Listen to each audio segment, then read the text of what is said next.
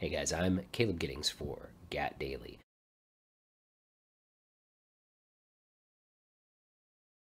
And today we're talking about training. Specifically, red flags that you should avoid if you see them from a firearms instructor. And the reason we're talking about this today is because a lot of people are going to get guns as gifts for Christmas. Obviously, we've had 7 million new gun owners enter the firearms market this year, and some people are even going to get the gift of training for Christmas. So we want to help you avoid trainers and training behaviors that could be dangerous. So here are 5 things to watch out for.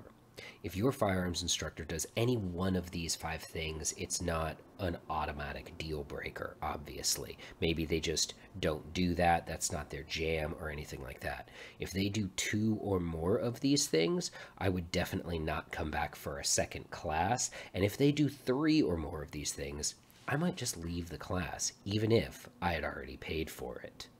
Number 5.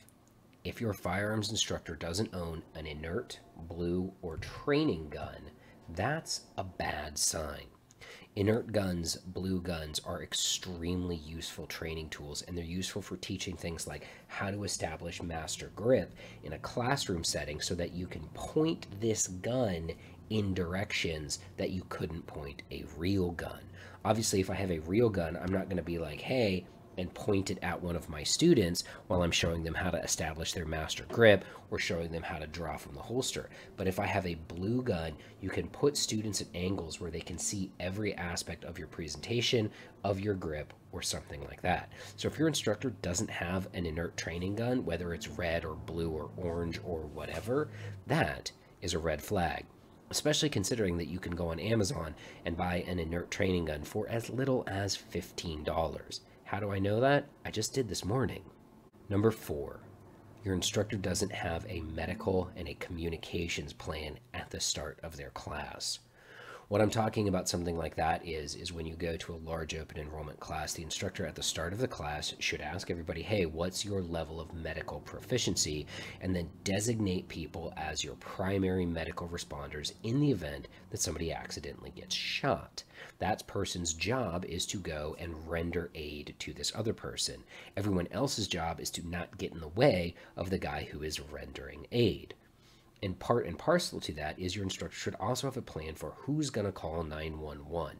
Because what will inevitably happen is if nobody's designated to call 911, you're all either going to stand there like a duck in thunder being like, somebody call 911, or you're all going to call 911 all at once, which is actually less beneficial than just having one person do it. Now, good instructors will designate a primary medical person and a secondary medical person, just in case the primary is the one who gets shot. Similarly, they'll do that with comms. They'll have somebody whose job is to call 911, and they'll have a secondary person whose job is to call 911 in case the first guy gets shot. And all 4 of these people should be different people, all right? Your primary medical guy can't also be your primary comms guy, and your secondary comms guy can't be your primary medical guy either. Another red flag, and number 3 in this video, is your instructor isn't clear about their resume. And what I mean about that is they don't have to have like a super cool resume, but they should be upfront about it. For example, when I teach classes, my introduction goes something like this. I tell them my name, I'm Caleb Giddings, and I say I am a military firearms instructor for the United States Air Force, which is my job in the Air Force Reserve. And then I tell them I'm also an IDPA master class shooter, and I have attended professional training, and I'll list 3 or 4 of the instructors I've taken training with. And I'm very clear about that. I am also clear about the fact that I am not an operator. I'm not running around kicking down doors wearing a ninja mask or anything like that.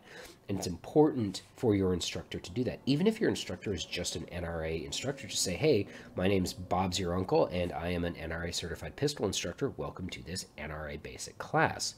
That's important because what will happen a lot of times is you get some less reputable instructors who are like, oh yeah, I was in the military for 15 years, and what they don't tell you is that they were a truck driver, or they try to take experience that isn't relevant and inflate it into experience that sounds cooler, and it's really just for marketing purposes.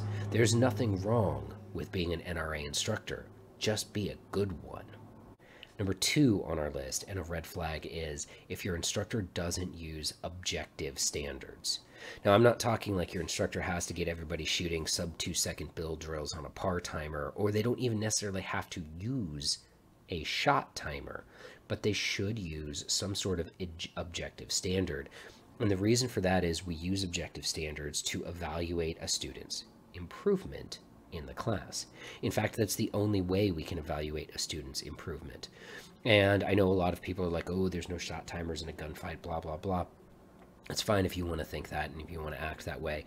Shot timers aren't the only form of objective standard. Your objective standard could be as simple as a stopwatch and a whistle. Your objective standard can be an untimed B8 target. And that is an objective standard. Maybe that's your standard. At the start of each class, you get everybody to shoot 10 shots at a B8 target at 10 yards with no time limit.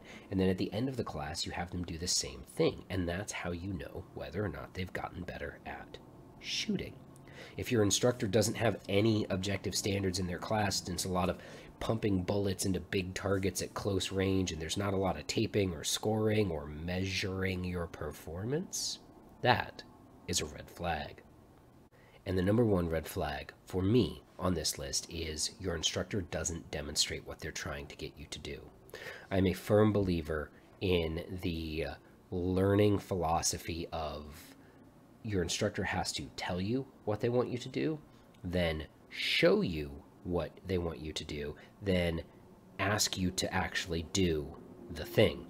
And this is important because not everybody has the same learning style. You can tell a line of 12 people, what I want you to do is draw the gun, present it to the target, and fire 2 shots to the body and 1 shot to the head.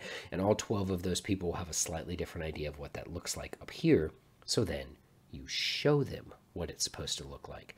And again, your instructor demos don't have to be perfect. They don't have to be super blazing sub-second draws or anything like that, but you have to be able to competently demonstrate the skill because you are asking people to essentially mimic you performing this skill. So if your instructor just tells you to do stuff, but then doesn't show you how to do that stuff themselves, that to me is a huge red flag. And again, if your instructor does just one of these things, that's not that bad. Maybe they just have a different method of teaching. Although the lack of a medical or communications plan is a pretty big deal to me. That one, I get pretty squigged out if I go to a class and they don't designate medical and don't designate communications. But just one of these things, maybe not total deal breakers. 2 of them, I'm not coming back for a second class. And 3 or more, not only am I not coming back for a second class, I might leave that class, and I will definitely tell all of my friends, never take a class from that person again. So again, our 5 red flags are: don't own a blue inert training gun, don't have a medical or comms plan, isn't clear about their resume, doesn't use objective standards, and doesn't demonstrate the skills for their students. I'm Caleb Giddings for GAD Daily. Thank you very much for watching.